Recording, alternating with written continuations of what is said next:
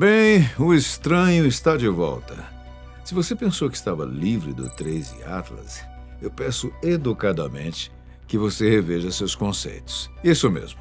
Mais uma anomalia, mais uma esquisitice foi detectada nesse objeto pra lá de estranho, né? Mesmo que oficialmente ele seja considerado um cometa, segundo a NASA, o astrofísico Avi Loeb, da Universidade de Harvard, em seus incansáveis estudos sobre o visitante interestelar, assim como outro cientista renomado, o professor italiano Tony Scarmato, não só se recusam a aceitar os parâmetros oficiais, como também têm colocado na mesa discussões diversas sobre pontos de interesse, principalmente no que tange às características do 13 Atlas. O que será essa nova distorção encontrada no objeto? E mais, veja por que Loeb tem se referido a ele como um permafrost interestelar. Mas que bom você estar aqui para investigarmos juntos. Espero que esteja tudo bem com você. Bom, a novidade não para por aqui. Na verdade, o 13 Atlas encontra-se num processo de desintegração, desde que alcançou o ponto mais próximo do Sol, chamado periélio. Nesse período, o gelo contido no objeto vai se desfazendo e se transformando em gás, num processo chamado de sublimação. Seria o fim do cometa interestelar? Bom, não necessariamente, mas retira-se de vez a teoria ou o achismo de que ele seria uma nave alienígena em trânsito pelo Sistema Solar. Primeiro vamos falar sobre a nova anomalia encontrada no 13 Atlas que deixou os cientistas intrigados mais uma vez. Mas, para falar sobre isso, preciso também explicar o que é uma tecnoassinatura. Esse termo é muito usado no meio astronômico, pois ele define se um planeta, por exemplo, possui ou não vida. Poderíamos também usar o termo bioassinatura. Se você me perguntar se a Terra tem tecnoassinatura, a resposta é: até onde sabemos, é o único objeto conhecido no universo observável que possui vida, portanto, possui bioassinatura. Se um telescópio espacial extraterrestre estivesse apontado para a Terra, ele detectaria não só gases na atmosfera que demonstram haver vida aqui, como também espectros visíveis de luz, o que demonstraria não só haver vida, mas vida inteligente. Mas o contrário ainda não aconteceu, ou seja, nenhum dos nossos telescópios jamais encontrou tecnoassinaturas que garantam haver vida num outro planeta já detectado. E olha que eles são milhares, hein? Encontrar vida semelhante à nossa no universo é mais difícil do que encontrar uma pequena agulha num palheiro. O 13 Atlas, que até pouco tempo acumulava nada menos que 18 fatores incomuns a cometas, mostrou algo que chocou os estudiosos, inclusive o professor de astrofísica Avi Loeb. Agora, são 19 anomalias encontradas num único objeto interestelar. Isso foi possível graças à posição do 13 Atlas no último 22 de janeiro. Ele estava perfeitamente alinhado com a Terra, tendo o Sol como plano de fundo. Isso quer dizer que, para novas observações, era a posição ideal. Analogamente falando, é como ter a chance de observar os detalhes da Lua na sua fase cheia. Isso, claro, para os telescópios, não para observações a olho nu. Recentemente, em seu blog Medium.com ou Medium.com, Loeb postou algo muitíssimo interessante. Um dado que foi capturado pelo telescópio Hubble por meio de 30 fotos que ele fez do objeto interestelar. Os jatos gasosos liberados pelo 13 Atlas possuem uma estrutura muito simétrica, algo que, naturalmente, teria um percentual de apenas 25 milésimos de probabilidade. De acordo com Loeb,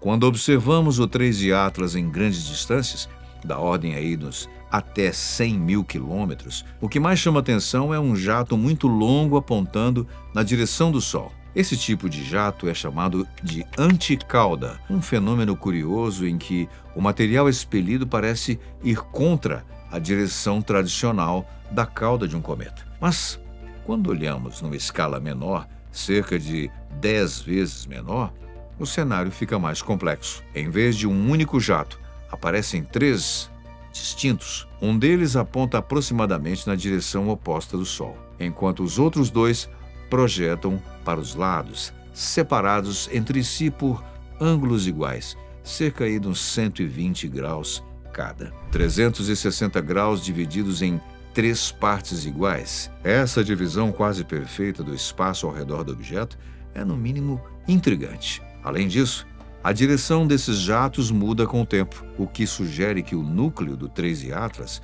o seu corpo sólido central, esteja girando.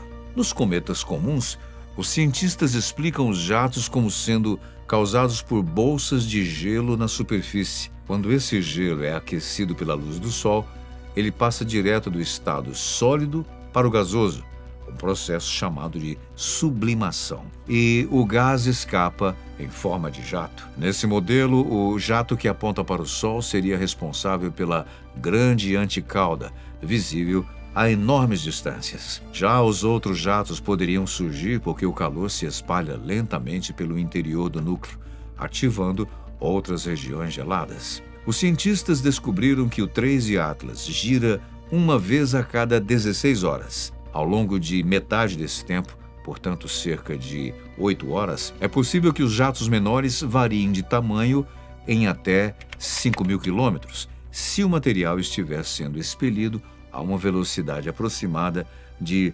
0,2 km por segundo. Essa velocidade é compatível com o movimento natural de moléculas de gás liberadas pelo aquecimento de gelo. O problema aparece quando pensamos na anticauda, que é muito maior e mais estável. Para que um jato tão longo, até 100.000 quilômetros, como já dissemos, permaneça coerente por tanto tempo, ele precisaria de uma orientação extremamente estável. Isso só seria possível se o eixo de rotação do objeto, isto é, a linha imaginária em torno da qual ele gira, estivesse quase perfeitamente alinhado com a direção do Sol. Nesse caso, o jato faria apenas um pequeno movimento circular ao redor do eixo, parecido com o feixe de luz de um farol, girando bem lentamente. Outro detalhe importante: a anticauda é cerca de 10 vezes mais comprida do que larga. Isso indica que ela se desvia do eixo de rotação em menos de 6 graus, um alinhamento extremamente preciso. Estatisticamente, a chance de um objeto ter esse alinhamento por puro acaso é de apenas 0,2%, ou seja, muito baixa. Diante disso, surgem perguntas inevitáveis. Será que essa estrutura simétrica de 3 jatos, ou esse alinhamento improvável do eixo de rotação com o Sol, podem ser algum tipo de assinatura tecnológica? Ou tudo isso ainda pode ser explicado por processos naturais ligados ao comportamento dos gases e do gelo no espaço? Em relação a isso, por enquanto, não há definitivamente nada explicado. Com o tempo e com mais informações cruzadas, os cientistas esperam entender melhor esse tipo de comportamento. Afinal, em toda a história da humanidade e da astronomia, esse é o primeiro objeto interestelar observado e estudado por múltiplos equipamentos e cientistas de agências espaciais, astrofísicos e astrônomos independentes.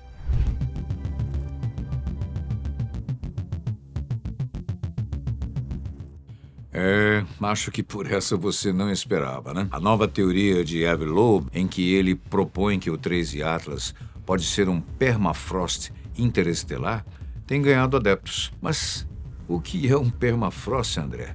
Para começar, bem, a resposta a essa pergunta é muito mais simples e fácil de ser compreendida. Permafrost é um termo usado para definir todo o solo que permanece gelado por muito tempo. Não é como uma geleira, uma vez que há vegetação no permafrost. O solo não é composto somente por gelo, mas uma mistura de terra, areia, pedras e matéria orgânica, e tudo isso ligado, conectado pelo gelo. No planeta Terra, o permafrost é comum nas paisagens da Sibéria, do Alasca, o norte do Canadá, Groenlândia e outras áreas próximas aos polos. Mas e na concepção de Loeb?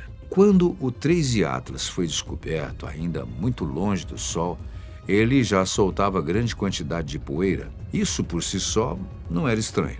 Tudo bem. O problema é que não havia gás algum acompanhando essa poeira. Nenhum sinal de água, nenhum outro composto típico. Era como ver fumaça sem fogo. Semanas depois, algo inesperado aconteceu. A água apareceu de repente e em grande quantidade. Muito mais do que seria esperado para aquela distância do Sol. Meses mais tarde, já depois do ponto mais próximo do Sol, foi a vez do metano surgir. Não aos poucos, mas de forma repentina. Essa sequência chamou a atenção de Loeb. Em cometas normais, esses materiais aparecem juntos ou em ordem previsível. No 13 Atlas, eles surgiram tarde demais e fora de ordem. A explicação que começou a fazer sentido foi a seguinte: 13 Atlas não é um corpo novo, mas um objeto extremamente antigo, vagando pelo espaço interestelar há cerca de 8 a 11 bilhões de anos. Mais velho que o nosso próprio sistema solar. Durante todo esse tempo, ele não passou perto de estrelas, apenas ficou exposto à radiação cósmica, um bombardeio constante de partículas de alta energia que atravessam a galáxia. Essa radiação não aquece, mas danifica quimicamente o gelo ao longo do tempo. Segundo Loeb, isso teria criado uma espécie de crosta congelada, semelhante ao permafrost da Terra, formada por camadas. A camada mais externa teria sido a mais castigada. Nela, materiais delicados como metano foram destruídos, enquanto outros foram transformados em compostos mais estáveis e rígidos. Essa crosta explicaria por que, no início, o cometa soltava poeira, mas quase nenhum gás detectável. À medida que o Sol foi aquecendo o objeto, essa crosta começou a se romper lentamente, como se descasca uma cebola, entende? Quando a erosão atingiu camadas mais profundas, menos danificadas pela radiação, novos materiais começaram a surgir. Primeiro a água. Muito depois, metano original preservado desde a formação do objeto. Isso explicaria por que os gases surgiram em momentos diferentes e por que suas proporções pareciam estranhas no início, mas foram se tornando mais normais, por assim dizer, com o passar do tempo. Não era o cometa mudando de comportamento, era o Sol revelando camadas diferentes de um objeto muito antigo. Outro detalhe importante reforçou essa ideia. A poeira do 13 Atlas não se parecia com a de nenhum cometa conhecido. Os modelos simplesmente não funcionavam. Para Loeb, isso não foi um erro. Foi uma pista. A poeira parecia ser uma mistura de materiais de várias fases da história da galáxia. Fragmentos primordiais, poeira acumulada ao longo de viagem interestelar, material de nuvens moleculares e compostos orgânicos cozidos pela radiação ao longo de bilhões de anos. Tudo isso unido como um cimento químico natural. O resultado seria um verdadeiro registro fóssil da galáxia. Não apenas um cometa, mas um arquivo físico da matéria antiga do universo. Novas revelações poderão surgir desse enigmático cometa. Estaremos atentos para essas novidades. Deixe aí os seus comentários e muito obrigado pela sua companhia especial. A gente se vê numa próxima viagem estelar.